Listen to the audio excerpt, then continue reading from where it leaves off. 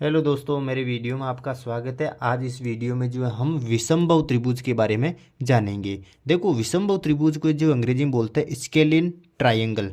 अब जो है हम जानते हैं यहाँ पर एक त्रिभुज बना हुआ है ABC। इन त्रिभुज के अंदर जो है तीन भुजाओं की जो लंबाइयाँ हैं वो क्या असमान है दोस्तों। उस त्रिभुज को हम बोलेंगे विषमबाहु त्रिभुज। यहाँ पर ध्यान देने योग्य बात यह है कि यदि तीनों भुजाएं बराबर नहीं है तो इसके अंदर जो तीनों कोण भी है वो भी बराबर नहीं होंगे, क्योंकि इस भुजा का समकोण ये है, इस भुजा का समकोण ये है और इस भुजा का समकोण ये है। तो तीनों भुजाओं का मान असमान है तो तीनों कोण भी क्या हो जाएंगे, असमान हो जाएंगे। तो हम जान लेते हैं विषमबाहु त्रिभुज की परिभाषा के बारे में। देखो दोस्तों, परिभाषा होगी वह त्रिभुज जिसकी तीनों भुजाएं क्या हो, असमान हो, विषमबाहु त्रिभुज कहलाता है। यदि तीनों भुजाएं बराबर नहीं है तो तीनों कोण भी जाहिर है, तीनों कोण भी क्या नहीं होंगे, बराबर नहीं होंगे। देखो दोस्तों, मैं यहाँ पर ए बी भुजा इसको मान देता था। मान लो ए बी जो भुजा है उसकी लंबाई है स्मॉल ए मीटर, और दूसरी भुजा है ए सी, इसकी मान लेता हूँ मैं बी मीटर लंबाई है, और बी सी की जो लंबाई है वो मान लेता हूँ मैं सी लंबाई है। तो अब जो है हम विषमबाहु त्रिभुज के परिमाप की तरफ चलते हैं। देखो परिमाप क्या होगा, परिमाप जो है दोस्तों, देखो परिमाप का सूत्र क्या होता है। देखो किसी भी त्रिभुज के अंदर, किसी भी चतुर्भुज के अंदर जो भुजाओं का माप होता है, तीनों भुजाओं की लंबाई का जो योग होता है वो क्या हो जाएगा, इसका परिमाप हो जाएगा। तीनों भुजाओं की लंबाई का योग क्या है, ए बी की लंबाई कितनी है, ए मीटर, तो मैं लगा दूंगा ए प्लस ए सी की लंबाई कितनी है, बी है, तो यहाँ पर कितना हो जाएगा बी, और बी सी की लंबाई कितनी है सी, तो सी, यानी कि तीनों भुजाओं का योग क्या हो जाएगा, विषमबाहु त्रिभुज का क्या हो जाएगा, परिमाप हो जाएगा दोस्तों। यहाँ पर ए प्लस बी प्लस सी।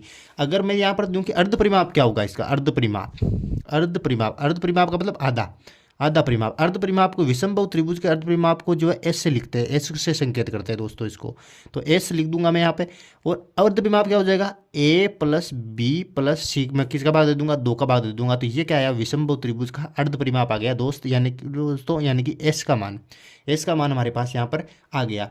अब देखते हैं कि विषमबाहु त्रिभुज का जो है हम क्षेत्रफल यानी कि ये अंदर का एरिया किस प्रकार याद करेंगे, तो वो करेंगे हीरोन के सूत्र से। अब दोस्तों हीरोन का सूत्र क्या होता है, देखो विषमबाहु त्रिभुज का क्षेत्रफल, विषमबाहु